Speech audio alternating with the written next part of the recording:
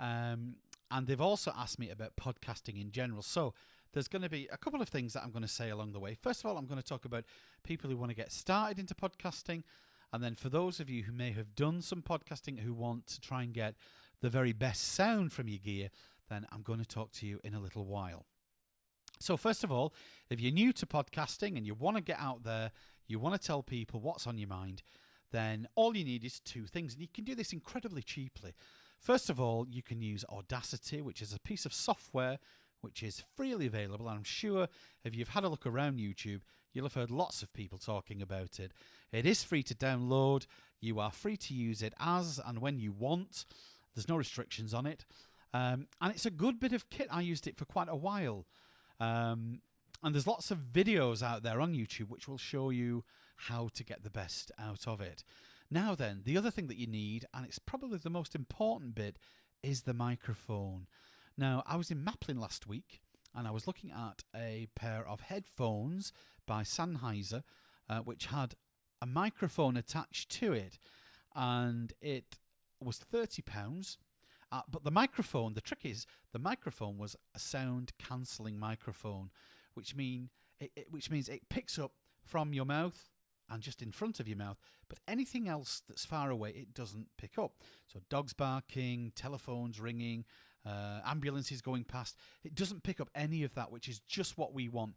We need, for the sound, for the software to pick up only what we want it to hear. So that's basically it. You need Audacity and you need a £30 microphone, and that's it. You're up and running. Off you go. Now then, I want to talk about a few other things and a few mistakes really that I've made along the way. And what I did was I kind of progressed up the scale. I bought a more expensive mic and then a more expensive and then more expensive. Instead, if I could go back, what I would have done was to save up and buy this. I'll come back to this at the end, but I want to show you what I've bought along the way. This is a Samson. This is a large diaphragm dynamic mic. It's about £70. I think this is an okay mic. I've seen a lot of people using this. This is okay. Then one particular microphone that's become very well known among podcasters really all around the world, and that is the Blue Yeti. And there are various Blue Yetis, but what I want to talk about is two that look very similar. The one is silver and the other one is blue. Now, I'm going to show you the blue one because it's the one I've got near at hand. I do own the silver one. Now, this is a big bit of kit. It's a foot tall from here to here. It sits quite happily on the desk, and it's a brilliant bit of kit. Now, the difference between the two, the grey one or the silver one is USB plug and play. Brilliant bit of kit. This one that I've just shown you is not USB, it is XLR. Excuse me. And this has to go through an external sound card, and I'll come to that in a little while. Now, also I want to show you this bit of kit. This is a Rode Procaster. Now, I said that carefully because there are two of these. There's a grey one and a white one. They're exactly the same, except the white one is a USB plug and play. This one, the Procaster, is XLR.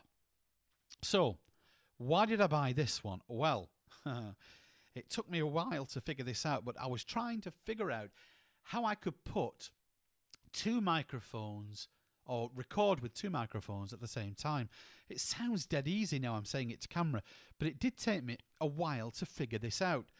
And that is that you need to put your microphones through an external sound card, because what the software then doesn't go looking for the microphones, it goes looking for the sound card. So if you've got 8 inputs into your sound card, it'll pick all 8 up. In my case, there are only 2 plus 4, but I'll come to that again in a minute. But I do want to show you my external sound card. Hang on, I'll have to move the microphone around. So this is my Yamaha. Now, an external sound card like this they can start at about £50, £60. The one you're looking at there, which is the, I'll give you the full title of it. It's the Yamaha. Okay. It was about £100, and it does me absolutely perfectly for what I want. I also have a professional Akai Professional.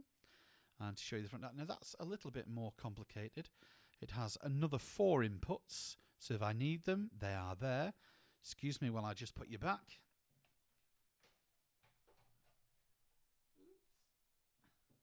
How are we doing? That's okay. Now, the other thing that you need, of course, then, which is my baby of choice, is this. This is the Heil PR40. And I have tried many bits of kit. Nothing comes close to this. This is massive in America, and it's getting a very, very good reputation over here now in the UK. Many people compare it with this. This is about £150. This is about £270 or £80. Now, this is a good bit of kit, but this is superb. Now then, I just want to show you one other thing. Unlike most microphones, which you talk into the side of, both the Rode and the Heil are what's known as end catchment mics. So you speak into the end of it like this. And you'll have seen this setup that I have here. If you've ever seen a recording studio on the TV, they always use end catchment microphones like this one. And this one is a super duper microphone, especially when you push it through a compressor. Ooh, what does that mean? You might not be familiar with that. Well, a compressor is just something that you do on your software, and on the Adobe Audition, which I use, there is a sound compressor which is called Broadcast or Broadcast Quality, and you only need to switch that on, and it is amazing the sound that you get. Now, if you want to go and check out how good the sound is, you can go and have a look at my radio show. It's on a Catholic network called heavensroadfm.com. I am a Catholic priest, and you can go and have a look at that and have go to the Listen Again button and have a look at any of the Father Jim Clark shows, and you'll be able to see there. You can, in Adobe Audition, you can bring in jingles, you can bring in music, you can fade them out, fade them into each other, overlay voice on top of music. But a warning, Audition really is not for recording bands or recording singers. Not really. There are other bits of something like Pro Tools, or there's lots of other things out there for that. This is specific really for making radio shows, and it's brilliant. So if you want to go and have a look at Heavens Road FM, you'll be able to see me. I've put jingles in, I've put music in, I talk over, you fade one in and one out, and the quality is superb because just you can just have a look around me. I am in my office. There is nothing. There's no foam on the walls in here. There's nothing to dampen the sound. It's quite a loud room, actually, as far as sound is concerned. But I know I don't need to worry about that because this microphone takes care of that because of this slow or low polar pattern that it's got. Anything outside of this area, it won't pick up. So dogs barking, hoovers going, I don't need to worry about any of that because the polar pattern is this close area here. Now then, just a couple of other things. In the past, if you want to do a video like this one that I'm now doing for YouTube, in the past, you would have needed one of these. This is a very handy bit of kit. This is a Handycam. But the problem with these is that the sound on them isn't great. So what I would have had to have done is to use the Handycam for a visual file, and then use this for the sound file, and then use another piece of software to be able to patch and sync the sound and the video together, which used to be an absolute headache, but not anymore. I'm using a webcam to make this video. I've never used webcams because they were rubbish. But not anymore. The new generation of webcams are amazing.